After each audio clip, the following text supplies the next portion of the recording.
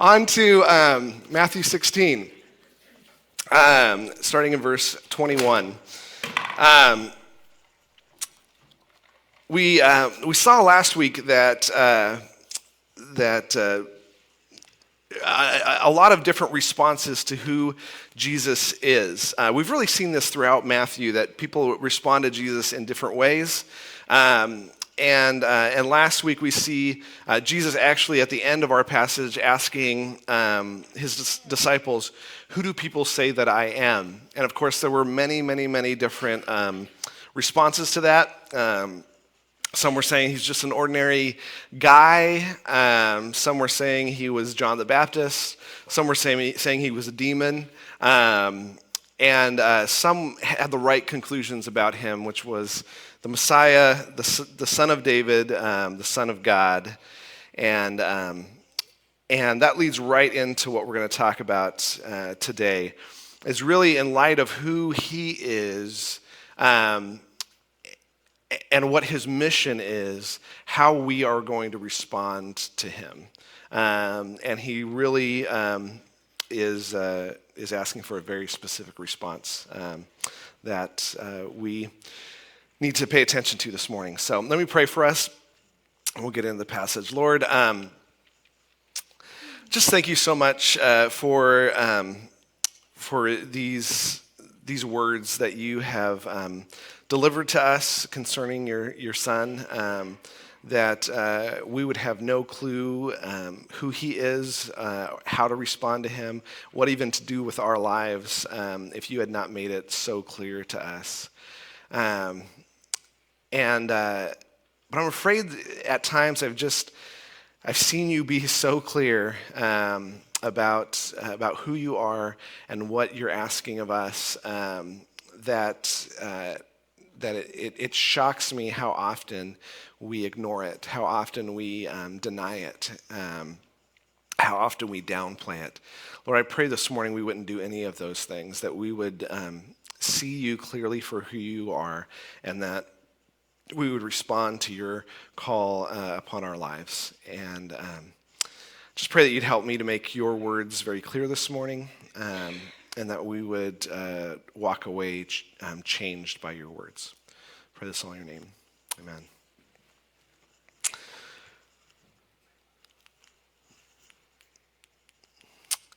Tammy, could you click on the slideshow over here?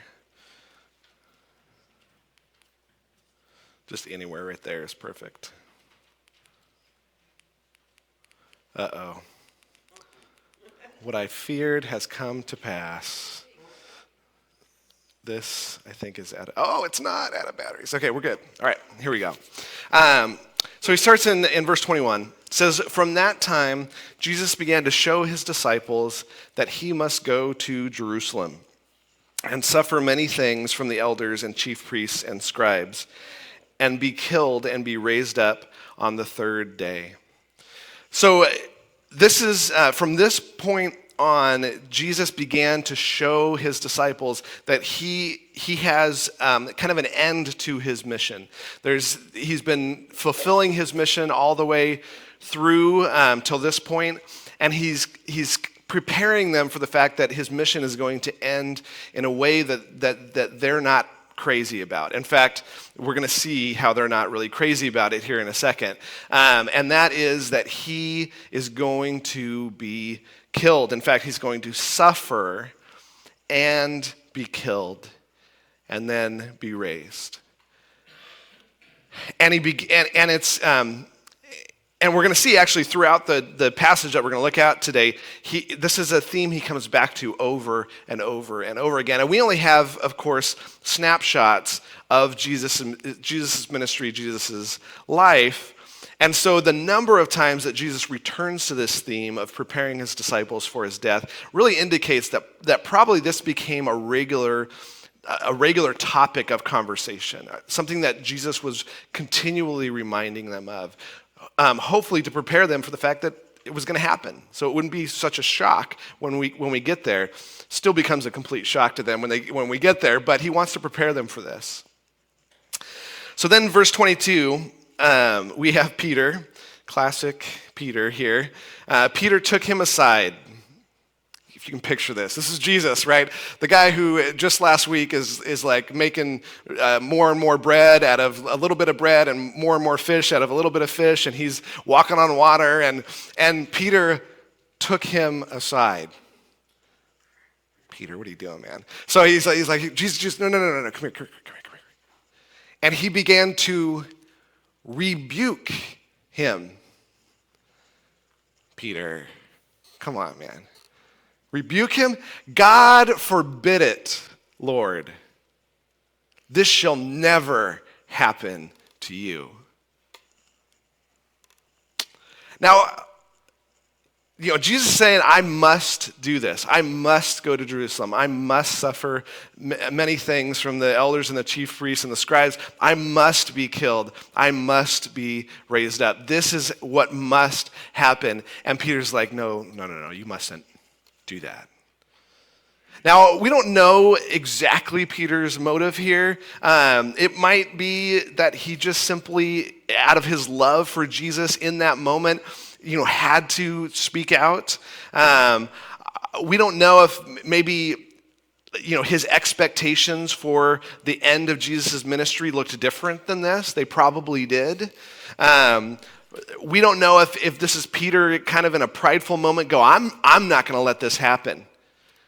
Like this, someone might try to do this to you, Jesus, but I'm big enough, I'll handle it for you. I don't know what his motive is here. It might be a combination of all of those things. But he's got it wrong here, right? For one, what are you doing rebuking the Son of God? In fact, Peter had just said, when Jesus said, "Who am I?" Peter was the one who just had said this statement. In 15 through 18, Jesus said, "Who do you say I am?" And Simon Peter answered, "You are the Christ, the Messiah, the Son of the living God." And Jesus said, "Blessed are you, Simon Bar-Jonah, because flesh and blood did not reveal this to you, but my Father who is in heaven." You got this from God. You got these words, this idea from God. Awesome. Great job. Good on you, Peter. And literally the very next scene we have is Peter doing this and Jesus saying this. He turned and said to Peter, "Get behind me, Satan. You are a stumbling block to me, for you are not setting your mind on God's interests, but man's. Get behind me. Fall in line, Peter. You're trying to trip me up. See, I have this mission that I'm on, and you are trying to trip me up in that mission. You're trying to tempt me away from that mission." See, keep in mind, Jesus in his flesh, he doesn't want to endure all this difficulty and pain that he knows is coming. He doesn't want to have to go through that. He knows it's his mission. He knows that the eventual result of that is going to be a good thing, but he doesn't want to suffer and die like this. And so Peter is really in this moment being the tempter, being Satan himself, trying to get Jesus off of mission. It's like, Peter, I get it, right? I guess I get what you're trying to do, but you don't understand. Your mind is set in the wrong place.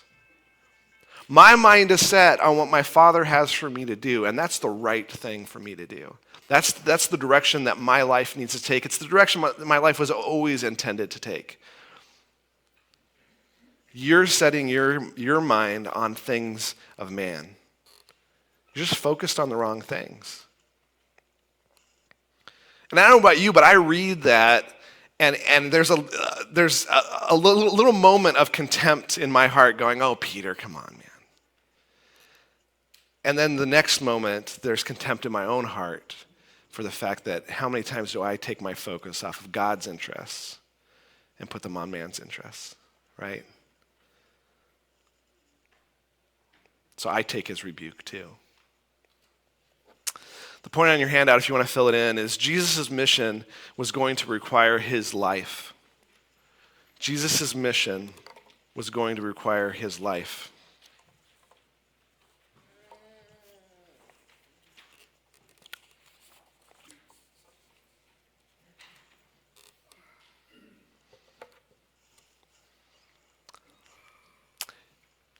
He goes on. Then Jesus said to his disciples, "If anyone wishes to come after me, he must deny himself, take up his cross, and follow me." Jesus is repeating some words that he used back in chapter 10, which again, what we have in Matthew is we have just snapshots of Jesus' life and ministry and his words. We don't have all of his words. We don't have all of his teaching. Of course, he had plenty of teaching beyond what we have in Scripture. And his repetition here indicates this was a theme. This was something he was hitting on a regular basis. In fact, we see him hitting on this theme in a number of contexts already in Matthew. But understand where this statement comes in Matthew's retelling of what happened here. Jesus had just shared that his mission was to go and to die. That he must go do that. And then he immediately looks at his disciples after telling them, "I must go and die." And then he rebukes Peter a little bit. He looks at them and then he says, "Now you, if you want to follow me, then you need to follow me. And you need to deny yourself, your desires, what you want. You need to take up your cross," which unfortunately this idea has been misunderstood over time, like we're taking up some sort of a burden or something. Keep in mind, and we've talked about this idea before, in their time, the cross meant one thing. It didn't mean Jesus, by the way. Like we think Jesus, right? We see a cross, we immediately think Jesus. They weren't thinking Jesus. Jesus had not died yet. They were thinking one thing, death. That's what they were thinking. It would be like if I said you need to sit in an electric chair, right? No one would be thinking, "Oh, I need to pull up my electric chair and have a meal," right? No one's thinking that. Everyone's thinking what? Death, right? If I said you need to put a hangman's noose around your neck, no one's thinking, "Oh, that's a nice fashion accessory," right? No, you're thinking one thing, death. That's what occurs after you put the hangman's noose around your neck. If I say you need to put the lethal injection in your arm, no one's thinking, "Oh, good, I'm going to get my flu shot." No, you're thinking one thing, you're thinking death. That's what his disciples were thinking when he said this. You need to deny yourself, die, and follow me.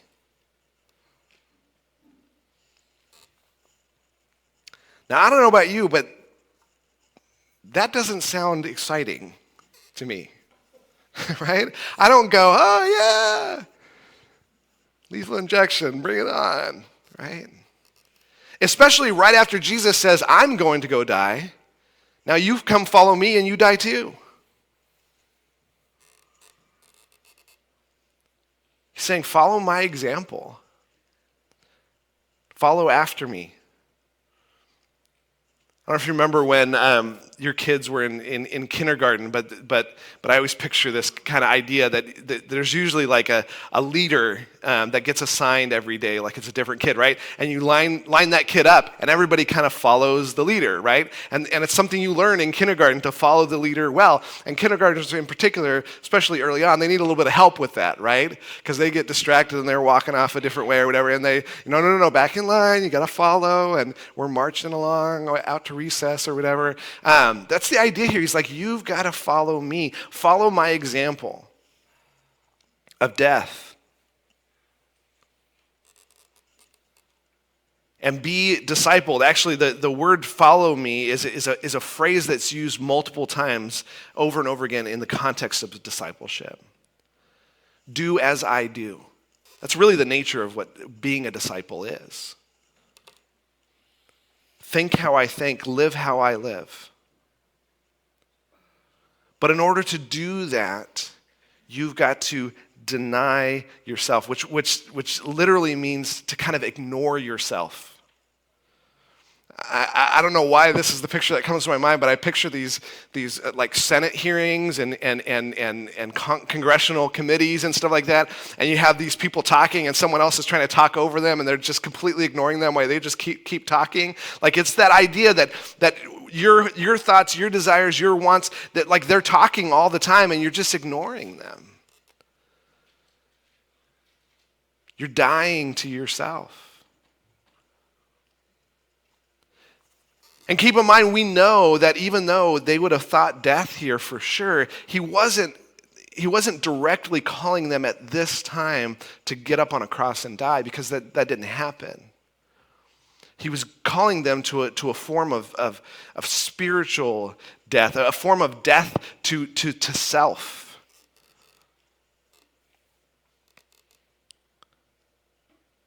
It's requiring everything of them. And then he says this, he says, for whoever wishes to save his life will lose it. But whoever loses his life for my sake will find it. This doesn't make sense. This seems backwards to us. Because to me, it seems like the way to save my life, the way to gain life would be to pursue saving my life, gaining my life, keeping my life. And literally, life here is actually, it's the word soul. It's who you are as a person. The eternal part of you.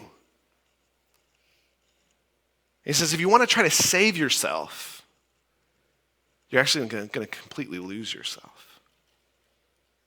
Well, that seems weird. And equally weird is, if you lose yourself for my sake, you lose yourself to me, you will actually find yourself, save yourself. Again, I always kind of think in pictures here. I was thinking of bubbles in this case. You ever blown bubbles? Maybe with your grandkids or your kids. You know, they blow bubbles, and you probably did it at some point. I got to admit, it was fun to blow bubbles with my kids because I love blowing bubbles. And you just blow these bubbles, right? But have you ever tried to catch a bubble? What happens? Every time. You go after it and you go, oh, wait, I want to catch it. And every time you're going to burst the bubble if you try to catch it, if you try to keep it. And that's the idea here, is that if you try to keep your life, which is very natural for us to want to keep our life, make our life our own, build a life for ourselves. You know, we have all these kind of concepts out there. We actually end up losing our life. But if we lose our life to him, then we'll actually gain life. And then he asks two very important questions when we're thinking about this. Because we might go, yeah, but then that means I have to lose my life. That does not sound very appealing to me. I don't want to do that. I don't want to lose my life. I kind of like my life. Kind of like self-determination and kind of going my own way, my own direction. That's kind of the American way, right? This freedom, this independence, this self-determination. I don't like this idea. Well, then these questions are for us if we don't like this idea. He says, for what will it profit a man if he gains the whole world but forfeits his soul? Like, really think about that. None of us are going to gain the whole world. None of us are going to gain all the fame there is to gain, all the wealth there is to gain, all the power there is to gain, all the love and adoration there is to gain. None of us is going to stay youthful forever. We're going to grow old. None of us is going to gain as much knowledge as there possibly is in this world to gain. None of us are going to do that. But imagine if we could. Imagine if we could gain everything we ever wanted in this life, which no one has ever done before or will ever do. But imagine if we could. Imagine the hypothetical that you could gain everything possible in this world. But then you lose the eternal part of you. You lose your soul. In fact, this is such a provocative idea. There's been stories and myths that have developed over hundreds of years concerning this idea of like a deal with the devil, right? Like you go to the crossroads and I want to become some sort of famous musician and play the electric guitar like no one's ever played the electric guitar before. So I'm going to make a deal with the devil. I'm going to become the best guitar player there ever was in exchange for my soul. There's a reason why stories like that exist, and there's many of them. It's because we read those stories and go, "Wait, no, don't do it. Don't do it. It's not going to be worth it. We know it's not going to end well." And in fact, all of those stories kind of end the same way, is that the guitar player has a great career, he has great adoration, but then the devil comes for his soul, right? Nobody wants that. And we need to look at this and look at ourselves and go, don't do it, right? It's not worth it. Whatever you're wanting to live for, whatever you're wanting your life to be about, don't do it. Don't hold on to your life because you're just giving away your soul. How much is your soul really worth? Is it worth that thing? Is it worth that relationship? Is it worth that amount of wealth? Is it worth that amount of respect and fame? Is it worth that? Our conclusion should be no, it's definitely not worth my soul. Or the second question, which is similar to it, or what will a man give in exchange for his soul? Just think about that. Think about if you could take your soul, take your life, and go, I'm going to exchange it. Okay, you're meeting the devil at the crossroads, right? You're like, devil, I will give you my soul. I'll give you the eternal part of me. I'll give you me for blank. What would you put in that blank? Can you think of anything that is worth that blank? Is anything to fill in that? You can put anything in there you want. Anything worth that. And the only logical conclusion is no. Nothing is worth that.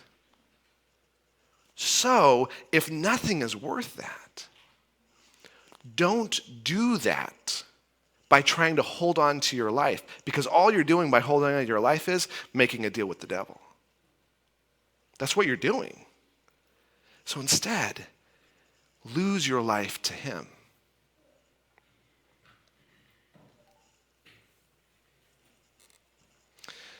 You might go, why do these questions matter? Why are we even thinking about these things?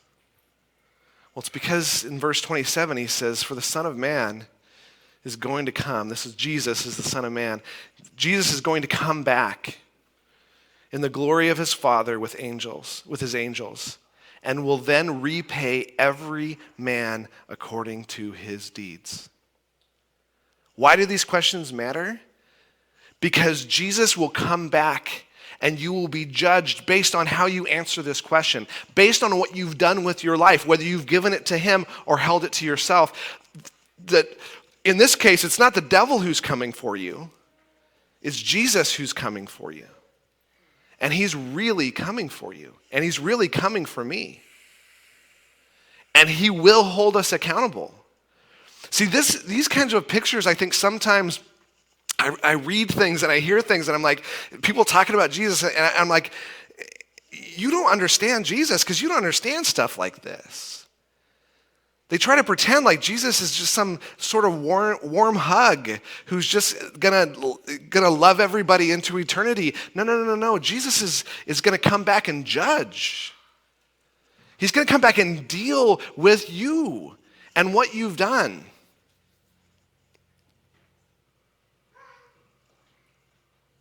And he loves you enough, he loves me enough not to blow smoke. He loves us enough to go, this is the way it is.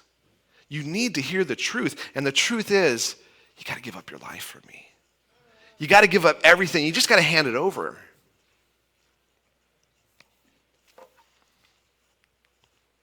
Pointing your hand out if you want to fill it in is following Jesus will require our life. Following Jesus will require our life.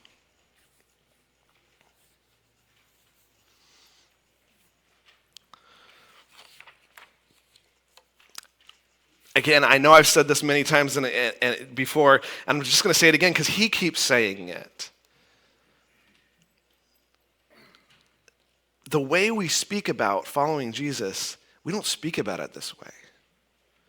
We speak about it as like including him in our lives, praying a prayer and gaining some sort of fire insurance against eternity. And Jesus there's no hint here of just saying some nice little prayer. It is very, very clear, I think, to all of us that he is calling for everything that you are. Handing over everything that you are to him. And holding nothing back. Losing your life. And out of his grace and out of his love and out of his mercy, you will gain life. How great is our God that he does that. But we're going to require everything of us. All right, let's keep going. He goes on, he says, truly I say to you, there are some of those who are standing here who will not taste death until they see the Son of Man coming in his kingdom. This particular verse has been a source of angst for many theologians. There's a lot of different discussions on this particular verse. Many people who are trying to attack the biblical picture of who Jesus is, they try to suggest that Jesus is suggesting here that he was going to come back before the disciples had died, which didn't happen, right? And so this is a way to like attack Scripture, attack truth. This is one of those points that those who want to attack the truth of Scripture, they'll attack this and go, look. They thought Jesus was coming back before the disciples died. So there is some concern over this verse. I don't have concern over this verse, but some people have concern over this verse. I think it's an overreaction. But the idea here, there's really kind of two ideas that probably one or the other of these is the right conclusion here. Which is either he's talking about when Jesus comes back, when he rises from the dead and actually establishes his kingdom. That in fact the disciples were still living, right, when Jesus came and he established his kingdom. I actually don't think that's what he's talking about because of the very next picture we have. In fact, I think the chapter division here is unfortunate. I actually think this chapter should have started in verse 28. Because what he's saying is, you will not taste death until you get a chance to see the Son of Man coming in all the glory of his kingdom. And then 6 days later. See, this is a narrative. Jesus is like, you're going to be able to see, you're not going to taste death before you see the Son of Man coming in his kingdom. And 6 days later, Jesus took with him Peter and James and John and his brother. They're about to see him coming in his kingdom. And led them up on a high mountain by themselves. And he was transfigured before them. Literally transfigured is to be changed, to be metamorphosized, right? It's like a caterpillar becoming a butterfly. His appearance changed, transformed. And his face shone like the sun, and his garments became as white as light. I don't know if you can picture this. I have a hard time imagining this. My imagination is not this good. But Jesus, right, again, in the movie-making world, we talked about this last week, we see movies all the time where we see things that are more fantastical than this, right? But in reality, in real life, this does not occur ever. If I stood up this morning to you and my face just started to radiate and to glow so bright, it was like the brightness of the sun, which you can't even stare at the sun, or you shouldn't. It's not good for your eyes, right? It is so bright, right? You can't look. His face shone so bright. Imagine that my face was just glowing so bright that you were like, you were shading yourself because my face was just glowing and my clothes were just glowing bright white. Again, your life would never be the same. You would always remember March 1st, 2020, the day that Nate glowed, right? Like that would be etched in your brain forever. And also it would cause you, it should cause you to go, there was something I need to investigate about this person called Nate, right? I'm not going to glow, so you don't need to investigate anything about me. I'm a normal guy, right? But we need to investigate something about this guy, right? This has never occurred in all of human history, that a man glowed like this. Again, I think because we've read many stories and we've seen many movies where we can recreate fake stuff that's not real like this seems less fantastical. This is amazing what occurs here. And it's clear, it's amazing because of what continues to happen. It says, and behold, Moses and Elijah appeared to them, talking with him. So now Jesus is having a conversation with Moses, long dead, Elijah, long taken to heaven. He actually never really died. These guys weren't on the earth at the time. And he's meeting with them, glowing. Okay, this is a weird situation. And Peter said to Jesus, Peter's always got to speak up, Lord, it's good for us to be here. This is cool. This is really good. I probably would have the same response. I probably wouldn't say anything. I'd be too freaked out to say any words, but I would be thinking, this is really cool. This is amazing. Like the fact that us three guys get to experience this, wow. This is amazing. It's good for us to be here. If you wish, I will make 3 tabernacles. It's tents. It should be translated tents there. I'm going to put up 3 tents for you here. One for you, one for Moses, one for Elijah. If you think about that just for a second, this is a ludicrous statement, right? Like, why is he putting up tents? Come on. And so some theologians and commentators would say this has something to do with, the Old Testament tabernacle and stuff. I don't draw those conclusions. I think this is just, he's like, I'm going to make a place for you guys to be able to lay down and sleep if you need to take a little bit of a break or whatever. It's just weird, okay? He's like, I'm going to put up a tent, a few tents for you. Jesus doesn't even respond to Peter.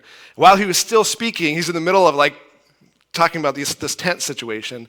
A bright cloud overshadowed them. Okay, the supernatural cloud came out of nowhere. And behold, a voice out of the cloud said, "This is my beloved Son, with whom I am well pleased. Listen to him."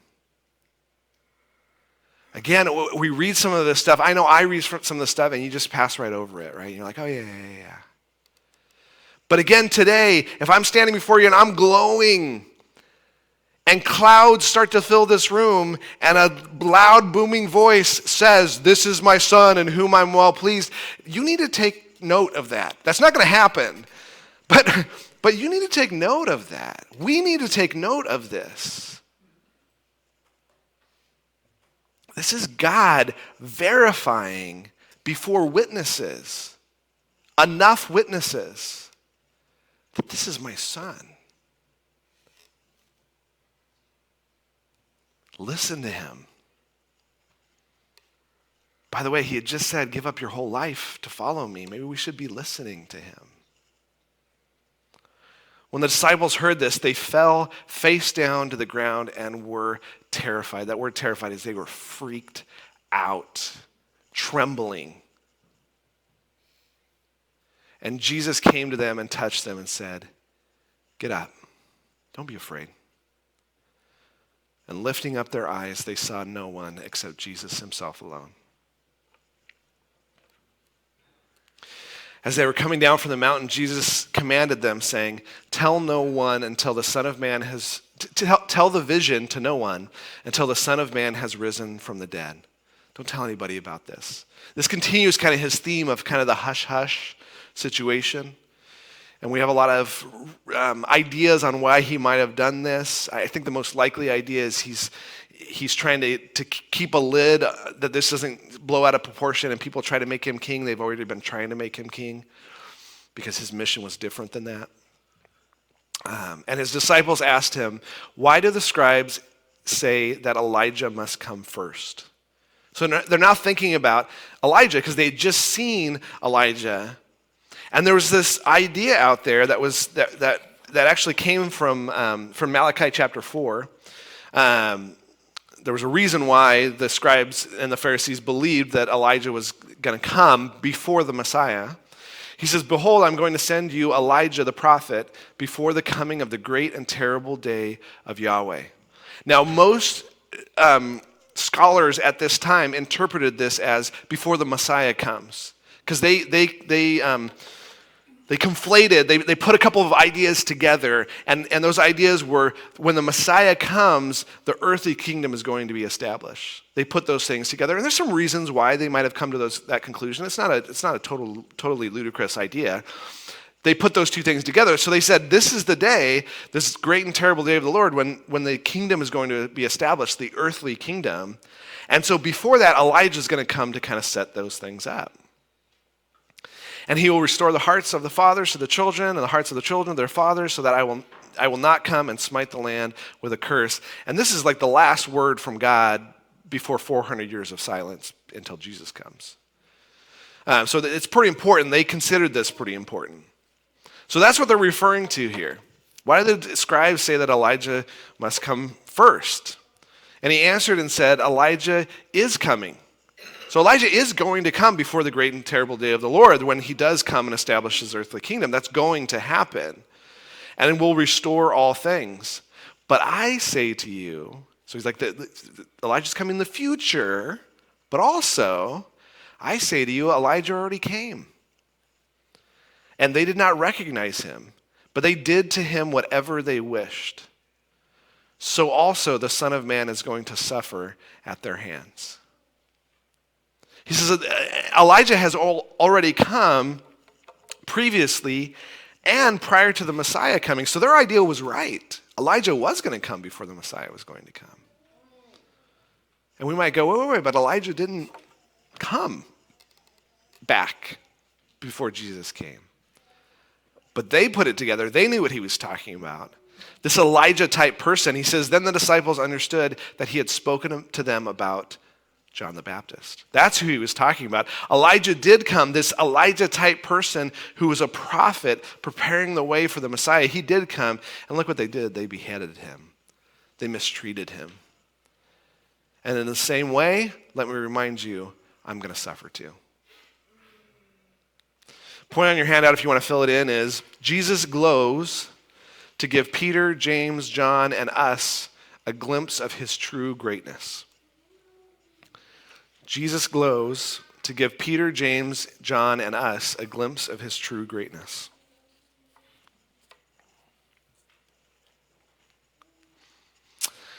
And we finish with this morning. He says, when they came to the crowd, a man came up to Jesus, falling on his knees before him, saying, Lord, have mercy on my son, for he is a lunatic and is very ill, and he often falls into the fire and often falls into the water. I brought him to your disciples, and they could not cure him. And Jesus answered and said, you unbelieving and perverted generation. Unbelieving means faithless, and perverted means twisted. You're just a faithless and twisted generation. That's kind of harsh. How long shall I be with you? How long shall I put up with you? Bring him here to me. And Jesus rebuked him, and the demon came out of him, and the boy was cured at once. Jesus takes care of the situation. Now we might go, man, that's a little harsh, Jesus. Like casting out a demon, I couldn't do that. Like, why are you coming down on these guys so much? It's a pretty big deal. So then the disciples came to Jesus privately and said, why could we not drive it out? And he said to them, because of the littleness of your faith. For truly I say to you, if you have faith the size of a mustard seed, you would say to this mountain, move from here to there, and it will move, and nothing will be impossible for you. So this idea, in my opinion, I think has been misused at times over the years. It's like if you just have a little bit of faith, you could actually truly move a mountain from one place to another. Jesus is not talking about landscaping here. He's not talking about terraforming the planet. He's not talking about creating a movement of people who can do fantastical things like move mountains from one place to another. He's using exaggeration here. But some have taken this to go, if you have enough faith, then you can heal someone. If you have enough faith, then you can heal yourself. If you have enough faith, you can bring someone back from the dead. If you have enough faith, you can do anything. And if you can't do these things, it's because what? You don't have enough faith. What we misunderstand here is that we don't have the authority that the disciples were given. Remember that back in Matthew chapter 10, Jesus summoned the 12 disciples, and only the 12, not the bigger group of disciples, but only the 12. And he gave them authority over unclean spirits and to cast them out and to heal every kind of disease and every kind of sickness. Only the 12 could do this. The rest could not. They did not have Jesus' authority. So this actually plays right into what he's talking about here. Their faith was small because he had given them the authority. He had told them, you can cast out any demon you want. And somehow this particular situation was so kind of freakish and scary that they were like, maybe Jesus' authority is not enough in this instance to cast this one out. So they should feel responsible for us. But please don't take this as some sort of a promise to us that we can somehow faith heal someone or bring someone back from the dead if we just have enough faith. It's not the way it works. He's calling these guys out for their littleness of faith. Now, was he asking them to do something really amazing?